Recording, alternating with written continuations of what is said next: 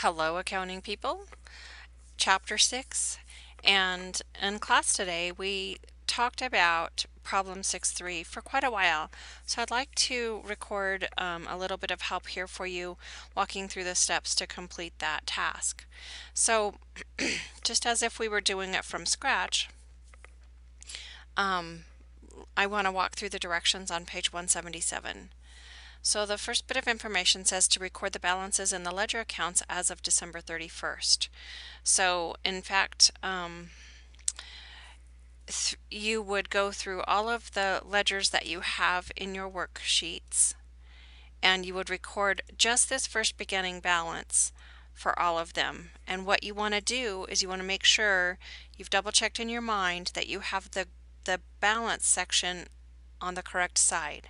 So in this case, this is a capital account.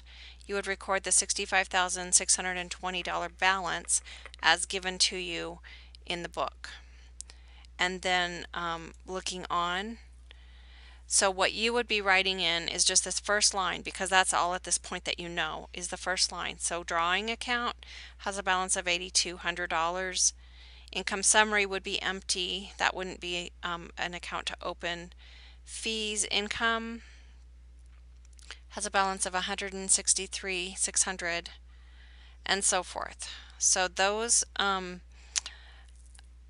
opening those accounts, I guess, would be happening first. Okay, the second item in the instructions is to journalize the closing entries in the general journal, and to use the income summary account 399 for that account. Okay, so let's go back to the blank general journal, page 4 as indicated, and let's do this together. So to follow the steps to do the closing, I always, even still, after doing these a lot of times, I always turn to page 171 and I follow the steps to go through the closing entries.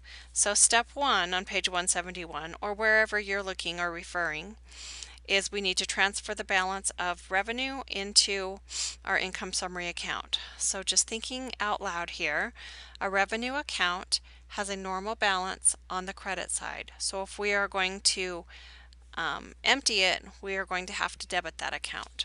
So we would start with fees income as our debit. We don't know the post, or we know the post reference, but we're not worried about that until we actually put it into the ledgers. And the balance of fees income is $163,600. And we're going to drop that credit, the same amount in the credit for income summary, our account that lasts for 5 minutes.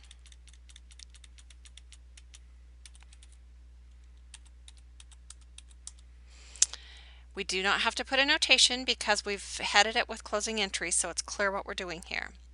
The next thing we need to do is we need to close all of our expense accounts, and the total of those expenses will go into income summary. So we know that we're going to put an amount here, but we don't know what it is yet. So we're just going to leave that blank while we calculate our expenses.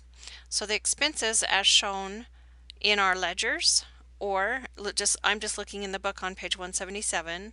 Our first one is advertising expense. And that, to close that, would be $5,800.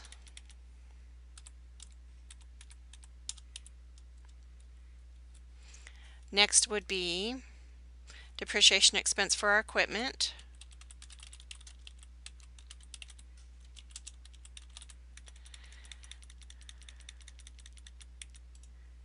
For $1,000. Next will be rent expense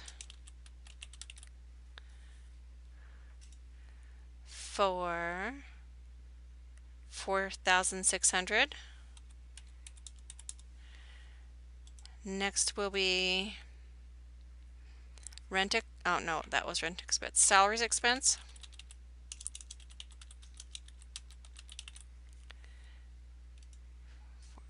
$38,800. And the last expense is utilities expense.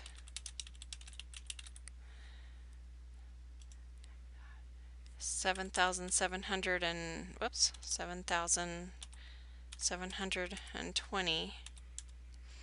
Okay, now we're ready to figure out what the total is of all of those accounts. If we were using a normal Excel spreadsheet, we could just select these and we would see our total on the bottom of our screen. But the person who developed this spreadsheet was maybe not so fluent in Excel spreadsheets.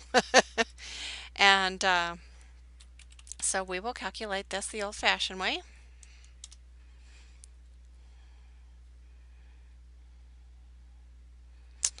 All right, so 5,800,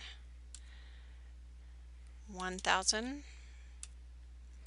4,600, 38,800, and 7,720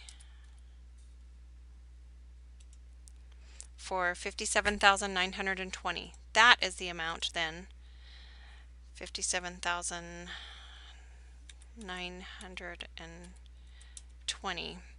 That's the amount that we need for the income summary. Did I write it right? 57,920. Okay. So our next entry, so we're done with step 2. Now we're on to step 3 of our income summary, or our closing entries. Income summary working.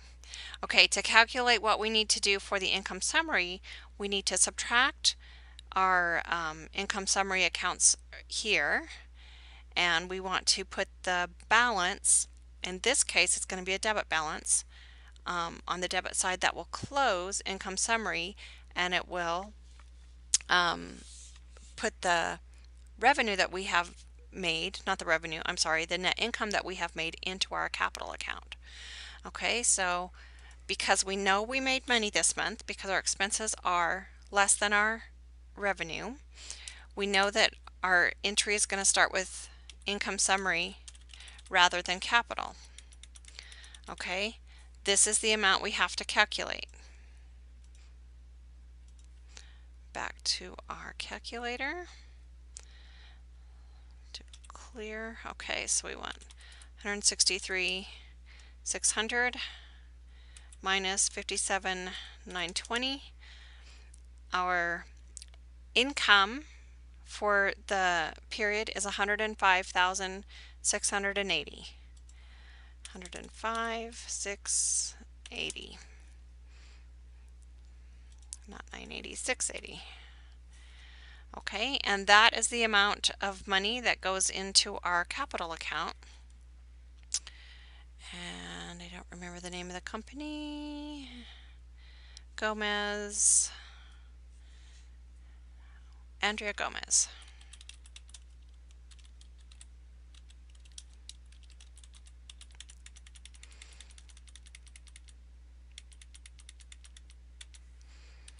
$105,680 added to capital, and then last but not least, we need to close the drawing account. So when we're taking money away from capital, we're going to debit that. So our debit is what we begin with. Andrea Gomez Capital. And our drawing amount was $8,200. 8,200. And that was Andrea Gomez drawing. This would end up clearing out the drawing account, so it will end up with 0.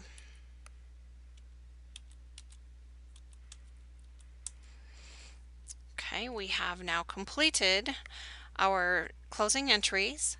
Our next step is to go line by line and drop that information into the ledger account. And your fees income, when you're finished with your ledger, should have a 0 balance. Your income summary, when you're finished with all of this, will have 3 entries and a 0 balance. And all of your expenses will have a 0 balance. Your capital account will grow by 105,680, and then it will be reduced by $8,200, and our drawing will be empty. Okay, so kind of thinking about what I've just said there, let's go through our ledgers now. So our capital account grew by the amount of our net income and was reduced by the amount of our drawing. Our drawing account is empty, is a zero balance. Our income summary was used 3 times, 1, 2, 3, and ends up with a zero balance. Our fees income was emptied on our first step of the closing entries, zero balance. And then what we should have left is all of our expense accounts, which should be emptied because we looked at all of our balances and we made a credit in all of those accounts to zero them out. So all of our expense accounts are zero. Okay, that is it for problem 3. Now in problem 4, you involve the worksheet in problem 4. Okay, and this is just showing the first 2 columns of the worksheet for problem 4. And in class, we didn't really go through these step by step, but I did want to make sure that you could see the balances to make sure you were on the right track with your problem. And here's the rest of it, your adjusted trial balance, and so on. Okay, when you complete problem 6, you do your adjusting entries and your closing entries, and then, I'm sorry, 6-4, I believe then you do all the posting as well. So a couple of students today in the classroom mentioned that it's really hard to jump into these problems where you kind of jump into the middle of them and you don't always use all of the accounts that you're used to using. You're only using the accounts that are being affected. And I know that, and it's kind of a bummer, but that's how we learn, jumping into the middle of it. Your next task is going to be to do the mini case problem at the end of chapter 6, and I will assign that on probably Tuesday. I want you to be worried about getting your testing done right now, but I will probably assign your mini case problem on Tuesday, so stay tuned for more information about that and more details about getting that finished. If you have questions on completing problems for chapter 6, please let me know. Your quiz for chapter 6 is ready, and your test will be revealed very shortly.